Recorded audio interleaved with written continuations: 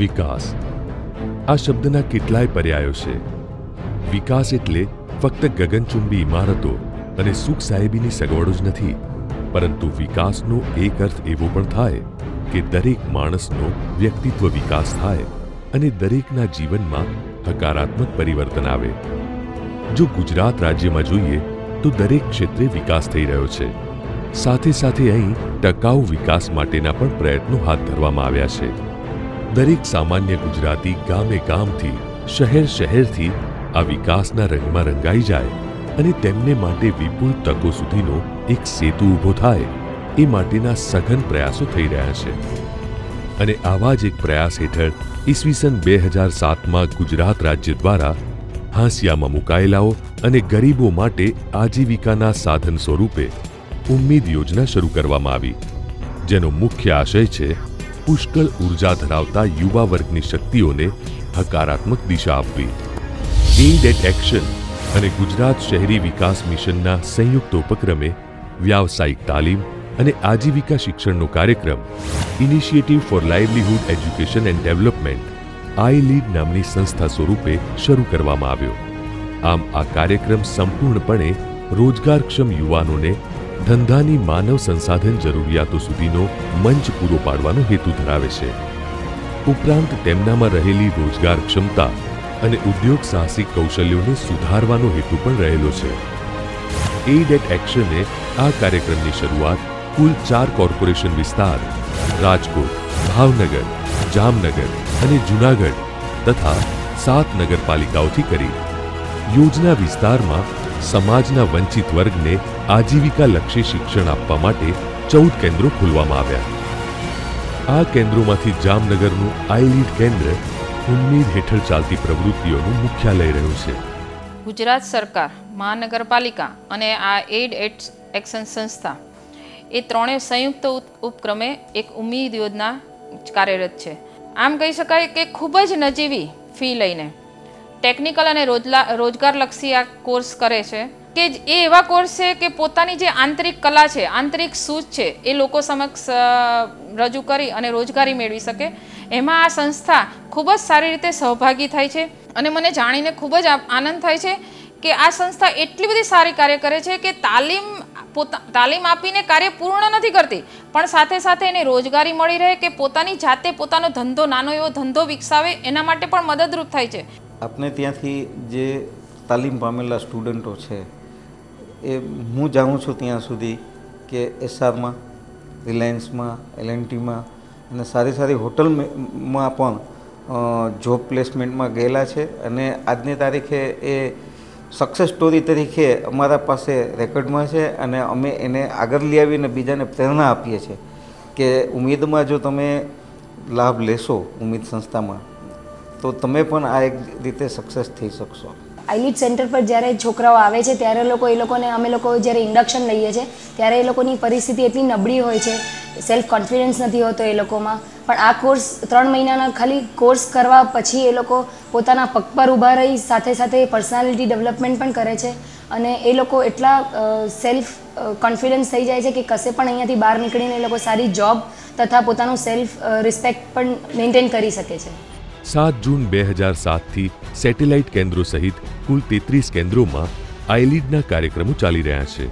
જામનગર ખાતેના આઈલીડ કેન્દ્રમાં વિવિધ 21 પ્રકારની વ્યાવસાયિક તાલીમ આપવામાં આવે છે, જેમાં computer, DTP, computer Tally, MS office, bedside patient care, beauty parlour, mobile repairing, વેચાણ અને માર્કેટિંગ, દરજીકામ, મોટર ડ્રાઇવિંગ, ઓટોમોબાઈલ અને ઇલેક્ટ્રિક વાયરિંગ વગેરે જેવા વિષયોનો સમાવેશ થાય છે।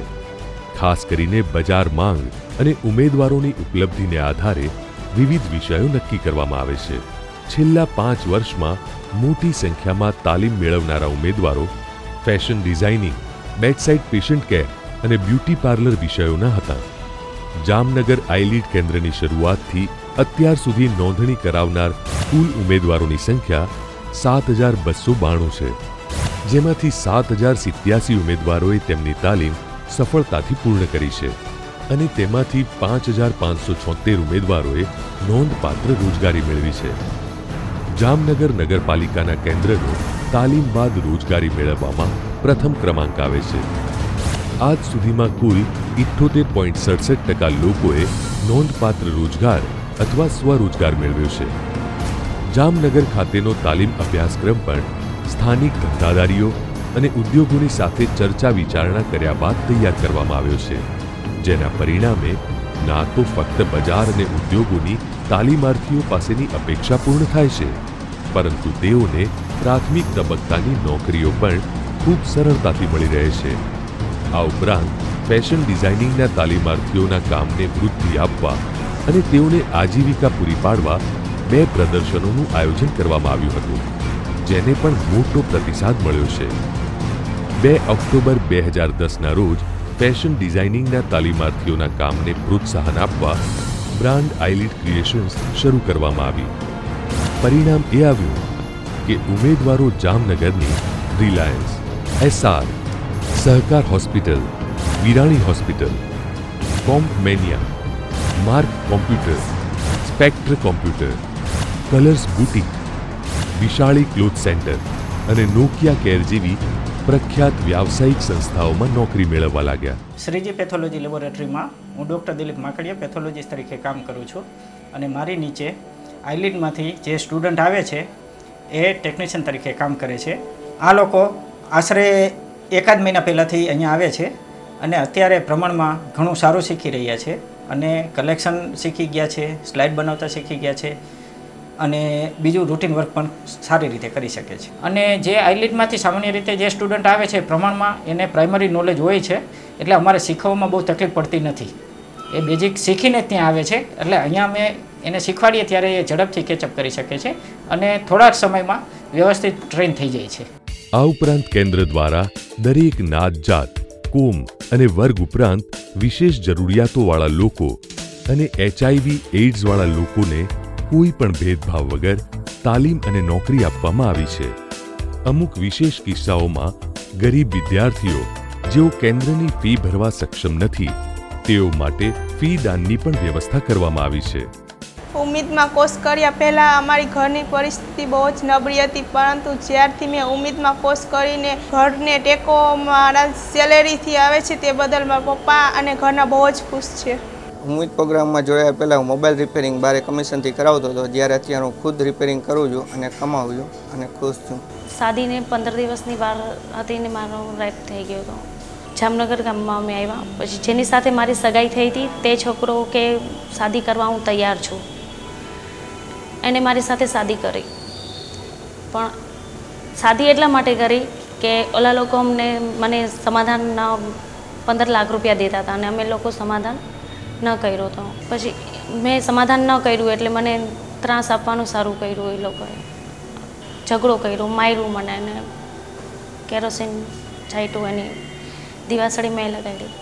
1.5 વર્ષ તો મારી ટ્રીટમેન્ટ ચાલી. બસ હવે મને આ ક્લાસની ખબર પડી અને હું આ ક્લાસ મેં જોઈન્ટ કર્યો. અહીં હું નર્સિંગનું કરું છું, 2 મહિનાથી આ નર્સિંગનું કરું છું અને મને આ લોકોએ જે જોબ અપાવી ત્યાં મને 3,500 સેલરી મળે છે. હું મારા પગભર થઈ ગઈ છું. હવે મને એમ થાય છે કે નહીં, હું જીવું ને મારા 2 છોકરાઓ છે એનું હું ગુજરાન ચલાવી શકું છું. પહેલાં હું મજૂરી કરતો હતો. મજૂરી કરતાં કરતાં જ્યારે હું મેડિકલમાં ગયો ને ત્યારે મેં કોમ્પ્યુટર જોયું, ત્યારે મારી ઈચ્છા થઈ કે મારે કોમ્પ્યુટર શીખવું હતું, પણ અમારી મજૂરીના કારણે કોમ્પ્યુટરનો ટાઈમ આપી શકતો કે ના શીખી શકતો. મેં ઘણી જગ્યાએ તપાસ પણ કરાવેલી, પણ એની ફી એટલી હોવા છતાં ક્યાંય ભરી ના શકતો. ઉમ્મીદમાં આવ્યા પછી મારામાં ઘણા બદલાવ આવ્યા કે જેમ કે મારા ડેવલપમેન્ટ આવ્યું, મારું ઇંગ્લિશ સારું થયું, મારું કોમ્પ્યુટર પણ ઘણું સારું થયું અને તેના કારણે મને જોબ સરસ મળી છે કે કોમ્પ્યુટર ટીચર તરીકે. મેં કોઈથી વિચાર્યું પણ ન હતું કે મને એટલી સરસ જોબ મળશે કે હું ખુદ શીખતો હતો અને આજે હું કોઈકને શીખવાડી શકું છું. તો હું ઉમ્મીદનો આભારી છું કે મને એટલા દરજા સુધી પહોંચાડેલો છે. આ તો ફક્ત એક શરૂઆત છે. સફળતાની એક નવી લહેર બધી જ ફેલાઈ રહી છે. વિશ્વાસ અને સ્વાવલંબનની એક નવી લહેર ફેલાઈ રહી છે. આઈલિડ નવી આશાઓ ફેલાવી રહ્યું છે. આઈલિડ નવા આગેવાનો તૈયાર કરી રહ્યું છે.